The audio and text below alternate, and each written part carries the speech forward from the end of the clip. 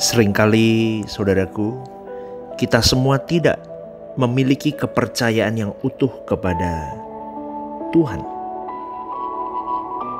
Seringkali hubungan yang kita bangun kepada Tuhan itu adalah hubungan yang sangat rentan dan seringkali mudah digoyahkan, atau seringkali kita masuk di dalam keraguan yang tanpa batas karena hal-hal yang terjadi dalam hidup kita. Kita seringkali ragu dan kepercayaan kita kepada Tuhan itu rapuh. Betul gak, saudaraku? Seakan-akan ketidakpercayaan kita itu lebih besar ketimbang kepercayaan kita kepada pribadi Allah. Kenapa saya bisa berkata seperti ini? Karena seringkali relasi yang kita bangun itu benar-benar tidak kokoh dan kuat. Apapun yang terjadi dalam hidup kita, kalau itu menimpa suatu musibah dalam hidup kita, maka kita akan roboh semua fondasi kepercayaan kita kepada Tuhan. Maka boleh saya simpulkan, seringkali manusia itu membangun fondasi kepura-puraan untuk percaya kepada Tuhan. Kepura-puraan itu dibangun karena asas transaksional antara manusia kepada Tuhannya. Dan itu sangat melukai perasaan Tuhan. Itu yang saya amati di dalam iman kekristenan yang banyak kali terjadi di lapangan, saudaraku. Maka tidak heran kalau ada pribadi-pribadi yang benar-benar membangun, berjuang untuk memiliki kepercayaan yang kokoh kepada Tuhan. Dia berjuang menjadi seorang anak yang tunduk kepada bapaknya, yang percaya kepada tangan bapaknya, kepada Elohim Yahweh. Maka akan ada ujian-ujian di dalamnya. Jika kita berjuang untuk menjadi mempelai yang perawan, yang suci, untuk menjadi mempelai Tuhan Yesus, maka akan ada ujian-ujian di dalamnya. Tuhan akan lakukan itu untuk menyaring seberapa kualitas kepercayaan kita kepada Bapa dan Tuhan Yesus. Seperti Abraham diuji untuk mempersembahkan anaknya Ishak. Seperti Sadrah, Mesak, Abednego harus masuk dapur api. Daniel harus masuk gua singa. Maka jangan heran kalau Tuhan membawa kita kepada suatu keadaan yang seringkali seakan-akan tidak ada jalan keluar dan membuat kita bingung, saudaraku. Kadang kita bertanya, mengapa Tuhan izinkan ini terjadi? Di situ kita harus belajar, saudaraku. Fondasi kepercayaan kita sedang diuji. Terus bagaimana, pastor, untuk aku bisa tetap kuat menjaga fondasi kepercayaanku? Bangun relasimu dengan Tuhan. Bangun hubungan yang harmoni dengan Tuhan.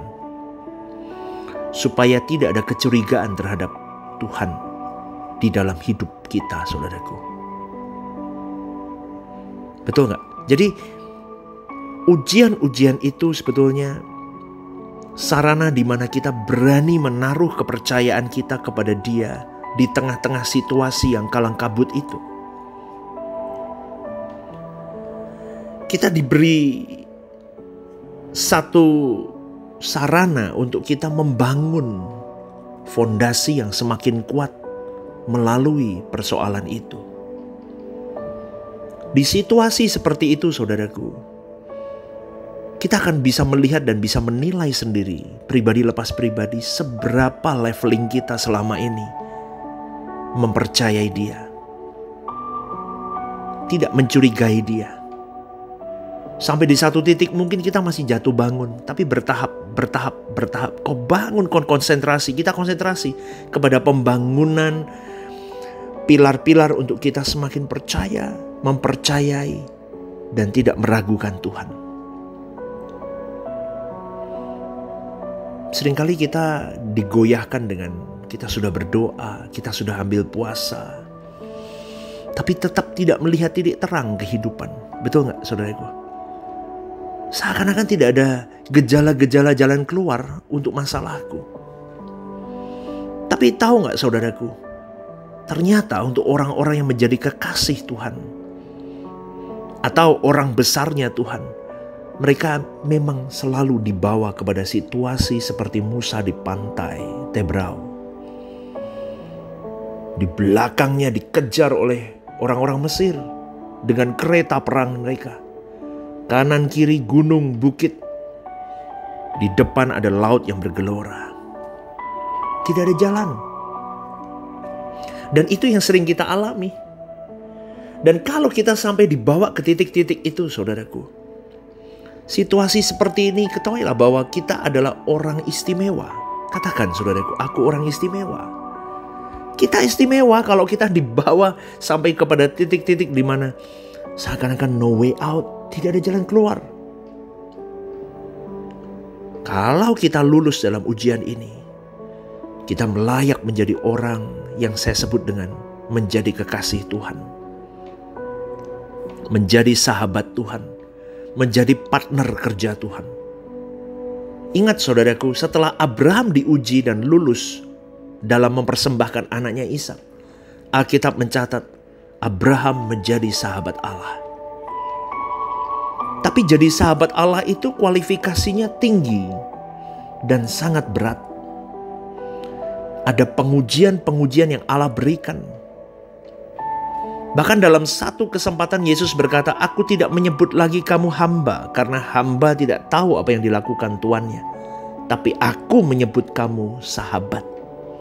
Luar biasa gak saudaraku? Beda kelas antara hamba dan sahabat. Ini yang harus kita kejar dalam hidup kita, pencapaian menjadi seorang sahabat Tuhan. Mas saudara, aku ini seorang hamba Tuhan. Yes, kita hamba Tuhan sekarang ini. Pribadi-pribadi yang berada di dalam iman kepada Tuhan Yesus Kristus sebagai Tuhan dan Juru Selamat kita. Artinya apa? Hidupmu dan hidupku hamba Tuhan. Hamba dari seorang pribadi Yesus yang sudah menebus engkau dan saya. Tetapi di dalam renungan ini, saudaraku, Allah ingin mengajak engkau dan saya naik kelas menjadi sahabat Tuhan. Sering Tuhan membawa kita masuk ke dalam persoalan hidup yang seakan-akan menenggelamkan kita. Betul, menenggelamkan dari mulut, hidung kita sudah mulai tenggelam dan kita mulai berteriak, "Lord help me, tolong aku Tuhan." Seakan-akan aku mau mati, udah gak bisa bernapas lagi bentar lagi. Tapi Tuhan tidak akan mengizinkan kita mati konyol, saudaraku. Jangan takut. Maka saya katakan ini supaya kita semua sadar bahwa kalau engkau mempercayai Dia tanpa syarat, kau membangun hubungan dengan Tuhan begitu khusus, begitu intim, tanpa embel-embel, tanpa dusta, tanpa kepalsuan, maka semuanya akan baik-baik kau di tangan Tuhan. Percaya saja kepada Dia. Lakukan bagianmu yang terbaik. Kau percaya bahwa Tuhan itu tidak akan meninggalkan kita. Kalau Tuhan menolong kita di masa lalu, Tuhan juga akan menolong kita saat ini dan ke depan. Amin, saudaraku. Maka coba perhatikan dan renungkan, kita periksa bagaimana kita melewati hari-hari hidup kita. Bagaimana Tuhan menyertai keadaan kita hari ini karena pertolongan dan pemeliharaan Tuhan itu nyata. Betul gak saudaraku? Tapi satu hal yang harus kita tahu bahwa Tuhan itu bekerja dengan jadwal yang sempurna di dalam hidupmu dan hidupku. Tujuannya satu, kau mau dibawa menjadi sahabatnya Tuhan. Semakin kualitasmu semakin tinggi seperti Abraham, semakin hari semakin tinggi. Abraham diproses berpuluh-puluh tahun, saudaraku, untuk bisa sampai di titik menjadi sahabat Tuhan. Bapa orang beriman. Imannya punya kualitas. Imannya teruji. Dia harus melewati keadaan-keadaan buruk. Keadaan-keadaan seakan-akan Tuhan membuat keadaan semakin susah dan semakin sulit dan semakin buruk. Tapi sebetulnya di situ Abraham akhirnya menemukan bahwa Tuhan sedang menguji dia. Seberapa dia punya kepercayaan, keyakinan terhadap Elohim Yahweh, Allah Bapa kita. Dan dia tidak meragukan sama sekali. Kalau keadaan kita hari ini memburuk, jangan ragukan Tuhan. Dia tidak pernah salah menguji pribadi yang dia uji. Dia tidak pernah salah memilih orang, saudaraku. Sepasti fajar pagi yang merekah, sepasti itu pertolongan Tuhan akan datang. Amin, saudaraku. Maka ayo berjuang bersama hari ini. Lakukan part of our life dengan baik. Bangun, rajut hubunganmu yang indah harmoni dengan Tuhan mulai hari ini. Selamat pagi, saudaraku. Ingat, jadi sahabat Tuhan, itu agenda kita. Tuhan memberkati.